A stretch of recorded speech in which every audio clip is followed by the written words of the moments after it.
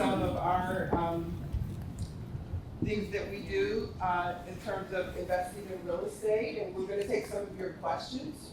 So my first question is, how many people here today are new to real estate?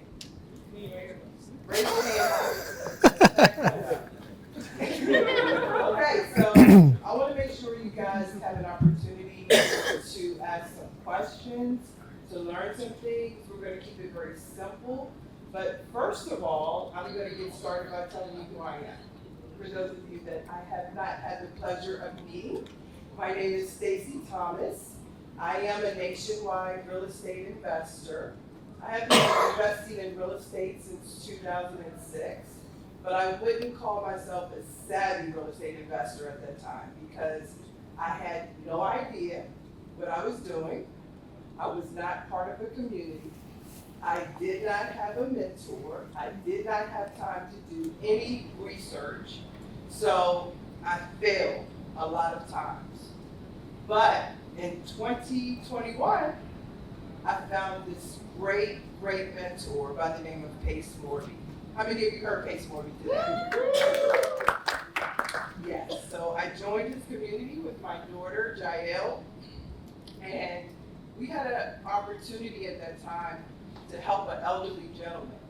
And we couldn't figure out how to really help him because somebody had sold him a property because he didn't know anything about real estate. So it was like predatory lending. And so Pace told us when we came into the community, make at least 50 friends right away. Connect with people that have already been here and they will help you. Well, within 30 days of coming into the community, we reached out to people right here at the DMV, and we were able to help that gentleman out of that situation and make a $10,000 assignment fee. And I said, this is the real deal, but I used a bad word. But anyway, you guys know what I mean. But after that, we were sold, and since then, we have acquired 87 doors or 89 doors. Helped a bunch of people wholesaling, buy and hold, and we learned so much. But bigger than anything, we have made the best relationships that we ever could have made in our lives. Some of the people that we met in our substitute community, we consider them now to be our family members. And Pace has taught us that it's really not about the money, but it's about who you can help and how you can help them. The money will come. You don't have to focus on the money. Focus on helping people that are in a serious situation and they have no idea how to get out of it. So I'm going to let the panel introduce themselves and tell you a little bit about who they are and what they do, and then specifically some areas that they primarily focus on in real estate. And then after that, we'll let you guys ask questions, because I think we have to end by 2:30. So I do apologize for the late start.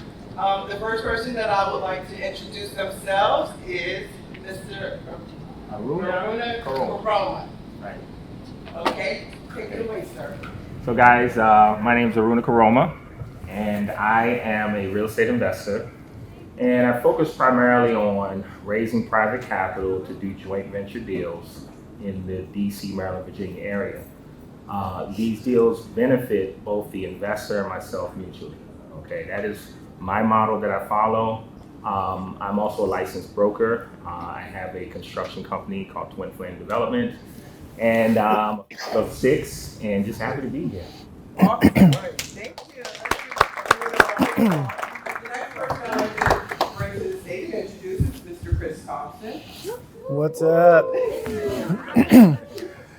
Thank you. So yes, my name is Chris Thompson. I am a real estate investor. Similar to Stacy, I got in at 2006, predominantly as a realtor. I've been licensed for 18 years now. I was a traditional investor. I had 5 doors prior to joining Sub 2.5 years ago. I was up to 30 rentals. I'm now down to 18. Just kind of made some different moves. But since joining Sub 2, I've done 55, 56 deals. with multiple members of the community, which has been awesome. I'm also a property manager. I currently manage 21 doors for clients. I personally manage my own 18. I'm in 5 different states right now. So anything far away, I hire out that management, but I'm still pretty actively involved in that. And I also own a small renovation company here in Maryland.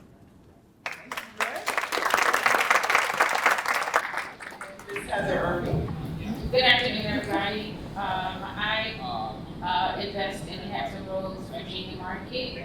I'm what they call a unicorn agent. So most of the time, I'm on the phone with agents, teaching them about creative finance. And then I'm buying and hold creatively. I fix and flip, wholesale. But lately, my primary focus has been on COVID.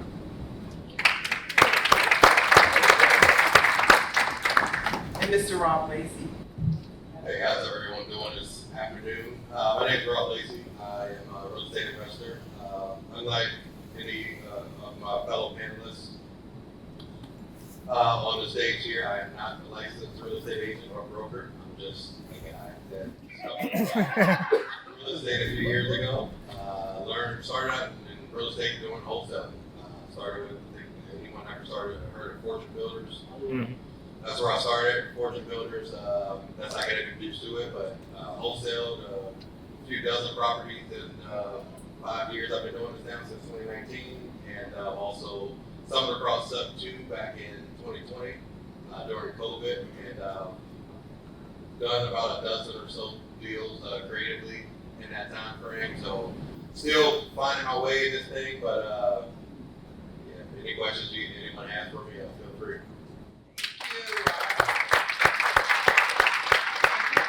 Young lady that joined us a little late. Thank you for coming. Please introduce yourself.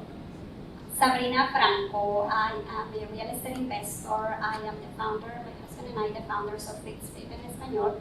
So, Fix and Flip, right? The name says it all. So, we started investing in Fix and Flip and also hold properties.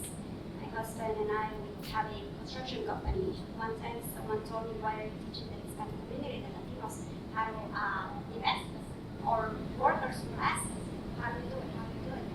Well, a moment came in which we started teaching, and someone asked me, why are you teaching them? Well, it's because, why not, right? But they know construction, so they see us as the hardest working people out there. Who doesn't have a Latino working people in construction?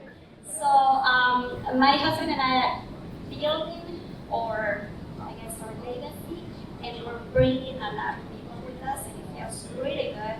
This month, actually, we had our very event, and or to the first beginners in real estate. Not to work only for yourself, but also to bring others. Anything you guys need to ask us, I'm here. About that. Congratulations. We're not going to spend any more time talking about what we do. We want to hear from you guys, especially the new folks that are just getting started. So if you have a question for someone on the panel, please raise your hand so I can bring you the microphone, and we want to really help you figure it out today. Who wants to go first? Don't be shy, because I will call you out.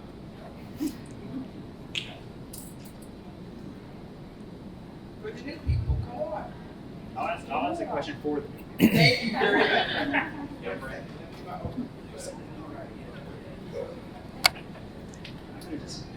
Yeah.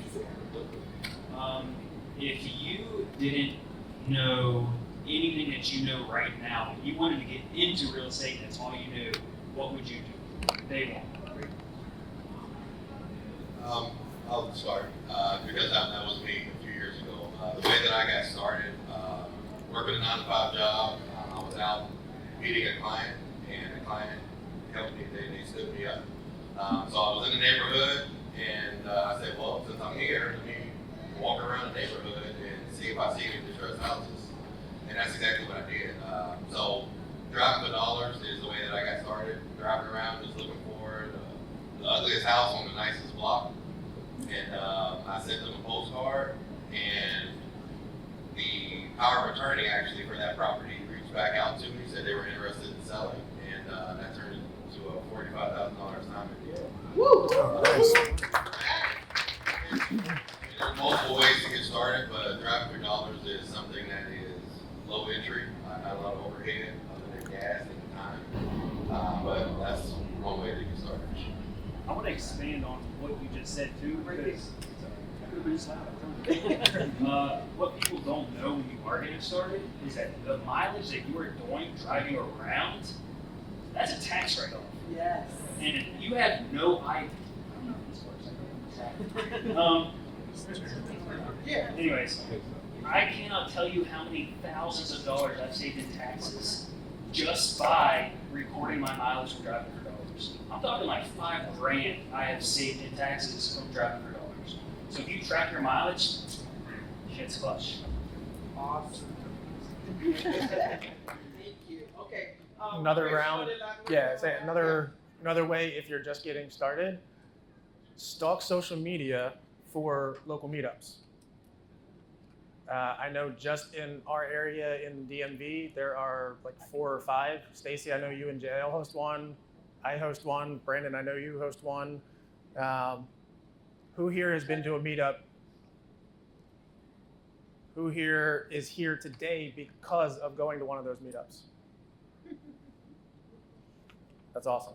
So there's a zillion different ways to find a way to get in. You just have to take the first step. So, similar to what he said, and the gentleman over here, one of the first things you want to do is pick your marketplace, right? Pick your marketplace and then educate yourself about that marketplace. The housing in the marketplace is your inventory. If you don't know the pricing, if you don't know the good versus bad areas, if you don't have an intimate understanding of your marketplace, then you're not going to be very effective in that marketplace. And Paige said it best earlier as well. He said that's one of the first things you do is pick the marketplace. Once you pick the marketplace, then you want to educate yourself. And part of that education is going out and networking with people at the meetups. And it's all about, it's half what you know, but it's, the other half is who you know. Okay, so in meetups just like this, try to network with as many people as you can, and don't judge a book by its cover. Okay, you never know who's sitting to the right or left of you, and so just try to meet as many people as you can and continue learning and going out in the marketplace. And then once you're comfortable, then you can start making offers. And I just want to add to all of that, great points. Just leverage, learn the power of leveraging, the power of relationships. It made a huge difference for us the moment we realized that the money we make doesn't have to stay in our bank account. Like real estate has enough money for everybody. If you know how to buy right, if you know how to buy cheap, okay? We are in the business of solving problems, but we gotta make a profit. And if you know that there's enough money for everybody in a transaction, then you don't care if a wholesaler makes $50,000 and you're gonna make $40,000 in your flip. If that's the number that you're happy with, like stop focusing on what other people are gonna make and start focusing on just making enough to leave enough money for other people out there. We all gotta eat. Get close to people who have the same mindset or who are going to the same place you're going. Like your circle makes a huge impact when you're trying to grow. And if the people in your circle right now are not serving that purpose, I'm sorry, you might have to put them aside for a while and come back to them once you're in that position. Yes. Thank you, Pam. Excellent. Yeah. So one of my favorite things about real estate is that you meet a lot of people from all different walks of life that come from many different walks of life, and so to just kind of inspire the ones that are here today, that are here seeking knowledge, and especially the ones who are brand new. If you can kind of share with us the knowledge that you've experienced throughout your time in real estate, right? A lot of ups, a lot of downs. If you could go back in time and say, okay, with the knowledge you have now, what would you have done differently, and what would you like to do moving forward? So that way, we don't make those mistakes and maybe you got experience. If you could just share with us, I think that'd be great. Sure. I think that's a great question. Hindsight is always 20/20, right? I always say one of the things that I would focus in on early in business is raising private capital. Okay, you're not going into business for yourself. And what do most business owners do? They finance the business, right? Either personal funds, credit cards, personal cash reserves, or they go out and get a loan. Okay, so if you're going to be in this real estate business, it's very, very imperative that you find ways to raise private capital. Now, if you're a wholesaler, different story, right? But even as a wholesaler, if you're going to expand and scale, it costs money, right? So if you personally don't have those funds, then you need to find ways to raise the funds, either through deals or going out and networking with people and partnering up to make sure that you have that capital to go out and build your business. Okay, so that's one of the things I would do.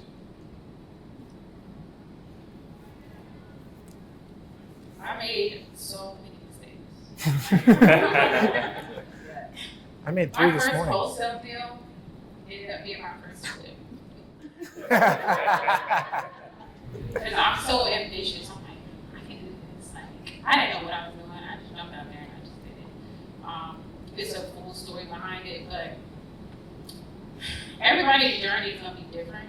So the question of tell us what we can do so we don't make those mistakes. We could tell you all day, but every deal has a different story. Every deal is going to be different, and you're going to experience something different every time. The basics of it may be the same, but you're going to run into an issue to where you have no idea what to do. Even if you study, there's going to be something that comes up to where you're like, I didn't learn this, I don't know what to do here. So my advice is to just get out there and do it. Because that's what I did. I made a bunch of mistakes and stuff that nobody taught me. And I don't regret any of it because of the lessons that I learned. And I'm able to teach people things that a lot of people haven't been through because I just jumped out there and I just did it. One thing I wanted to add on to that, some comments made earlier. What you want to really do is you want to find your market, and that was the comment that was made because you might think that you have a deal because the interest rate is low or because the seller only wants $10,000 or whatever the case might be. But if you don't know your market, then you may not be able to move that property, and that can cause a whole ton of problems that you never anticipated. So knowing your market, knowing your numbers prior to signing a contract with that seller, making them a promise that you can't deliver on is one of the worst feelings. I've been there. So just know your market, know your numbers prior to signing a contract. Hi, my name is Hans, a unicorn agent from Baltimore. I have a question for everybody. So if you guys have to start over from zero, what would you do? Not become an agent. To elaborate on that, the 20th was my 18th year as a licensed realtor. Second generation, my dad was an agent and also a traditional investor, obviously would push me into real estate. But kind of playing off that, if I knew then what I know now, I would have gone just the investor route. I would not have become a realtor. And I love being a realtor. I love helping people, predominantly a listing agent. So pretty much direct to seller. So when it comes to the investing side of things, we're predominantly direct to seller as well. It's given me a lot of great things. It's given me a great life, but the investor side of the business is a lot more enjoyable. It's a lot more fluid. You don't have to worry about the NAR coming down your throat. But yeah, I would go more on the investor side than the agent side. And to add to that, I would say, just focusing in on making offers, right? They say you miss 100% of the shots that you don't take, right? So if you're not out there making offers, there's no way to get that first deal done. Okay, I can speak from my personal experience when I came to a seminar just like this, and At that time, I was a licensed agent. And the gentleman in front of the room was talking about wholesaling. And to summarize, he said, look, you can sell a piece of paper and make 10 grand on average. And at that time, I was a real estate agent. I'm thinking, okay, I'm used to working the deal all the way through, going through the gauntlet, all the aches and the pains and the landmines and all of this to finally get to my commission check. Okay, so when I heard that, it baffled me. I'm like, there's no way I can just sell someone a piece of paper and then wait on the closing to make 10 grand. But I set out to prove it either right or wrong. And that's the way I operate. If somebody tells me something, I'm not a believer. I want to be practical about it. I want to go out and either test it and say it works or it doesn't work. So I think I put out probably 50 some odd offers. And I'm dating myself here. This is back when we were using fax machines, right? And so I had this template that I was using. And the first page was, the interchangeable page, and the last page was also interchangeable. But then you had the guts, which were, pretty much uniform. So I put 50 offers together, put them all on the fax machine, and sent them all out. I'm going to be very frank with you guys. I didn't get one accepted offer from that session. But in the course of that, and me talking about what I did, my partner ended up sending me a deal, which was like foreclosure, and I ended up putting that one under contract. Okay? But obviously I had to make the offer to put it under contract. So it kind of goes back to the point of you have to make offers in order to get your first one under contract. You guys have ever heard of Express Home Buyers? Okay, Brad Chandler, they picked up my first deal. Okay, I made $12,000 and I was happy as a kid again. Okay, so you just gotta get out there and make a bunch of offers. Okay, that's pretty much what I would do if I was starting over again. What I wouldn't do if I were to start over again, I'm gonna start with that because it costs me a lot of money and everybody hurts when you lose money, right? Okay, well my husband told me, and he's back there, stop saying that you lost money because we didn't lose any money. He gained all the knowledge that has helped us make a lot more money throughout it, exactly, right? So I stopped saying that, but what I wouldn't do is go with what they taught us. Don't take the first contract, send 3 contractors. Don't take the first one, don't take the second one, take the one in the middle. Well, guess what? The one in the middle didn't tell us that there was problems with the foundation, that the AC needed to be changed. So that project ended up costing us a lot of money. And to add up to that first transaction, the first property, we paid about $40,000 to learn the business, money that we didn't have. So we really wanted to get in the business. I didn't want to, that's after having my daughter, I didn't want to go back to a 9 to 5. So if you guys are going to start, don't do that, okay? Learn. And if you don't know construction, if you want to get into fixing and flipping, don't take the word of a contractor. You can either partner with someone who already knows the business, and it's okay, once again, to share the money. At the beginning, you're going to have to learn to pay the price to success, to have success.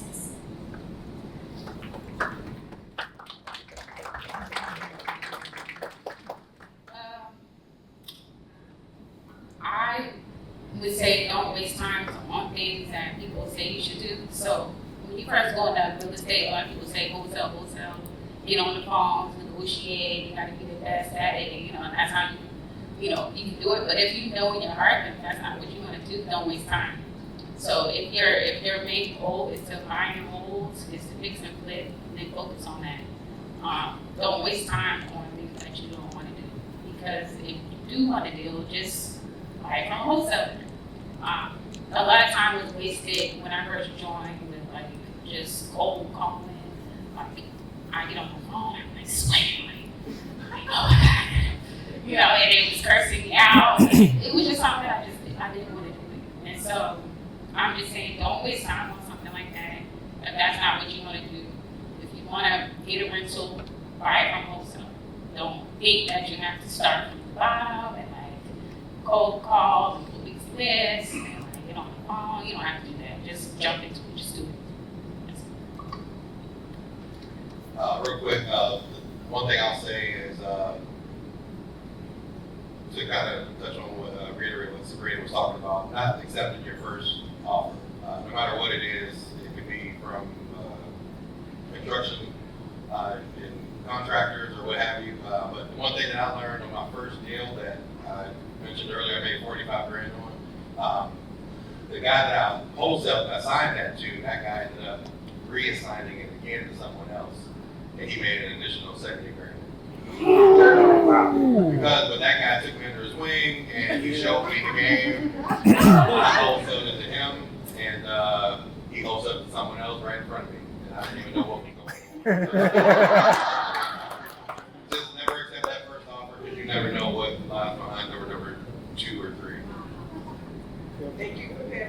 Real quick before we take questions, guys, I wanted to add, if you all listened to Pace earlier today, you need to do some research on what your avatar is. You might think it's fix and flip. You might think it's wholesaling. You might think it's buy and hold. But until you really understand what you're passionate about and what it means by doing your research, then you can be all over the place. And trust me, I've been there. Because I didn't do my research and I didn't understand what my avatar was. So it's very critical that you learn that. And I will say, add one other thing. If you think you can do this business by yourself and be successful, I'm here to tell you you're wrong. You need to partner with people or get in a community.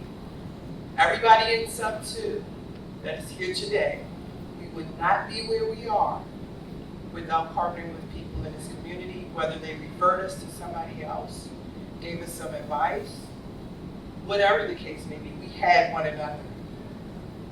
And it will be very difficult for you to scale or be successful alone. Somebody had their hand raised questions. I love it. And I do have, before I do that, I had one other question. I want you to go first, and then we'll take you guys' questions. Quick question. So I work the disposition side of my wholesale business. So for my newer wholesalers, say they locked up a contract for the first time, or you locked up a contract in a new market, what are the different ways you dispo that deal?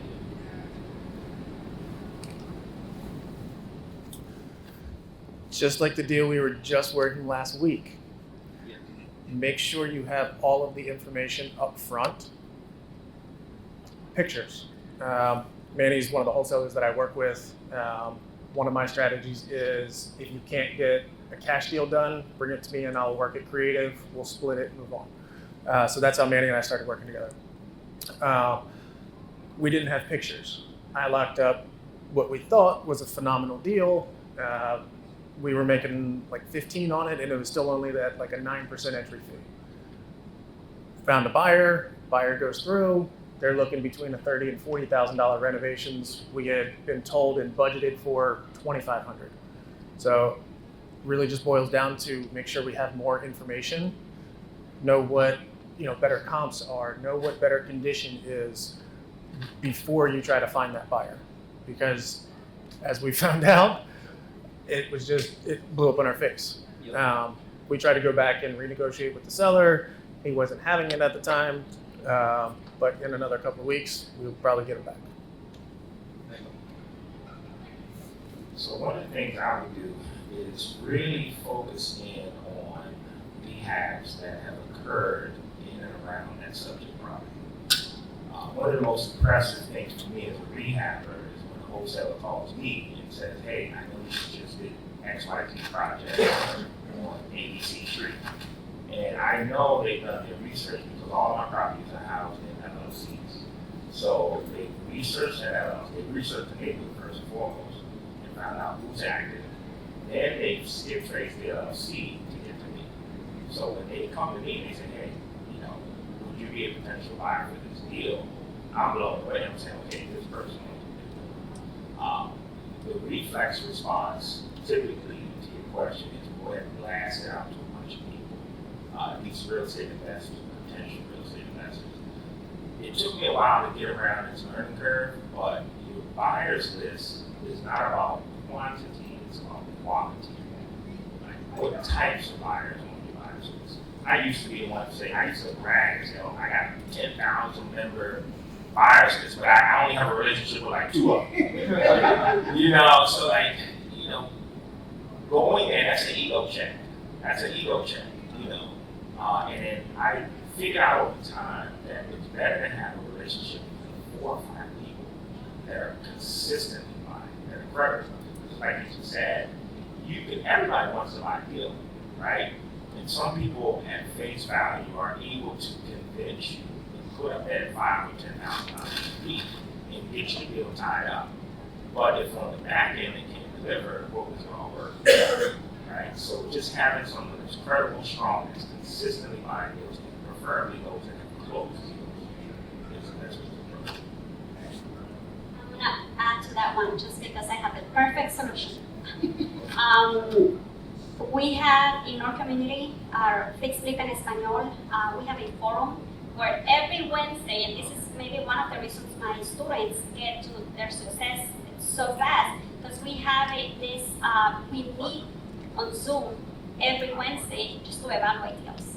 So wholesalers bring the deals, agents bring the deals, because we have buyers in that area, and it's all over the US, right? Looking for deals. And if you bring the photos, the videos you already went through, you have the number, then why not? You have a community there looking for deals. So.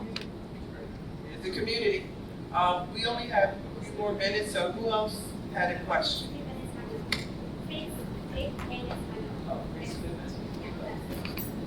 Just a quick question. Since, as it was mentioned, a lot of the big part of this business is partnerships, so it's a great question as to vetting the partners. Just personally myself, right, I find myself in a position where I have this very strong background in just specific real estate, shameless plug, real estate accounting, right, I've been specializing in construction and property accounting for many, many, many years. Now I just got to the point where I'm thinking about expanding, opening a property management side. So I have this very strong side of knowing the accounting side of the whole cycle. And I am looking for all the good property managers out there too, shameless plug. I need a really good property manager who can, take the operation side. So I was just hoping you could share your vetting process with your partners, potential partners. Like with locations, it's easy, right? You can go and Google it. Like there's matrix you can follow. With human being, what matrix you guys use to vet them? I think that's a great question. I think it's important to find someone that you're counterpart, the yin to your yang, right? Everyone knows their strength. One person's strength might be construction, another person's strength might be accounting, another person might be the networker or have organizational skills. So it's important when you're finding a partner to find someone that complements well, not necessarily complements your strengths, but is the balance to your strength, okay? Because a partnership is different from joint venture. A partnership is long term, right? So when you look at someone you do business with long term, you really have to vet that person and make sure they're a good fit. Number one is their personality, the personality you can build, right? Because you can be doing business with this person for a long time. So if you guys can't get along, it's not going to last, right? So understanding your strength and then really finding that person that has a complementary strength, right? It's very important. Great question. So roughly 2 months ago, I just brought somebody on to basically be my field manager, basically dealing with tenants, dealing with owners, just the general question type stuff. I was friends with Sub2 community. Everybody know Rachel Kane? She's awesome. Super lucky to have her. But I was friends with her for about a year. Followed her success as an investor herself, followed kind of what she was doing. Nothing crazy, just kept an eye because she's a friend. I put a message up, hey, I'm looking for a field manager. She was the second person to respond. I interviewed everybody multiple times. Slow and steady is kind of how the process I took. It worked out really well, and it has probably alleviated 5 to 10 hours a week of just my brain power time and it's amazing. So a lot of it for me is just gut, and your gut's always going to tell you the right answer. You may not want to listen to it, guilty, but it's always going to tell you the right answer. I can say I recommend Rocket Fuel. Recommend that book to you and take that test where they can tell you whether the person is an integrator or a visionary, and take it from there. Like I said, I made a bunch of mistakes, y'all. So if the person, just because you guys vibe and you like each other and you're into the same thing and it's like you're both motivated, that doesn't mean that's your partner. That You have to backfires. get in a room with people where you feel awkward, where you feel uncomfortable, and your partner's probably in that room. So for me, I'm a visionary.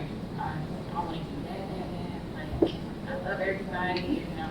And an integrator is like, they see your plan, they see your vision, and they're going to create steps for you to take to get there. Systems. So, systems. And I want to recommend somebody you should talk to. Tech Chain in the back, and the gray shirt back there. He's an amazing operator in property management. You should spend some time with him. I'll just answer the question really quick about the question that you may be asking yourself 6 months after finding that person. I'm never doing that again. Because you're going to fail. You know, no matter what you do, everyone's not going to be a perfect fit. You're going to run into differences between the two of you. Don't let that discourage you to the point where you say, I'm never doing that again. You might tell yourself that at the onset, but just keep trying. Just because it didn't work the first or second or third or fourth time, doesn't mean it won't work for you the next time. So just don't be discouraged, don't get too down on yourself, and just keep plugging away. Fail Excellent forward. advice, panel. We have to fail forward. Somebody may look great on paper in black and white, and they're off. So, I mean, you just have to take a chance and do the best due diligence and vetting out that you possibly can. And if you don't make the right decision the first time, we'll get it right the second time, fourth time. So that's what it's about. They tell us all the time, like even in this industry, it's very high turnover. And we used to be like afraid of this person quit or they not. You can't. It happens. It's part of the business. But what are you going to do next? That's what matters. We can take a couple more questions. I just wanted to ask real quick because hearing just everything that you guys are sharing, I'm an accounting student, so something that I like to focus a lot on is liability and covering yourself. So I wanted to ask, what are some aspects that one should dive into to make sure that to reduce your liabilities, but also to cover the legal side of things to make sure you're not stuck in a deal where you're going to take a hit or there might not be any issue at the moment, but then as time goes by, something arises where it turns out it's a profit you are at a loss. I think I'm gonna take it first. So liability, I have an attorney. We have an attorney. Like don't go short on really hiring the right person and ask in your community who's the right person for whatever it is, the contracts that you're looking for. That's on we have attorneys that cover us. But I wanted to cover this as well because I love this because we do teach our students once again and we do it all the time, partnerships. A partnership, the way we see it is a marriage. You're marrying a person. We don't go around marrying everybody to just take it down.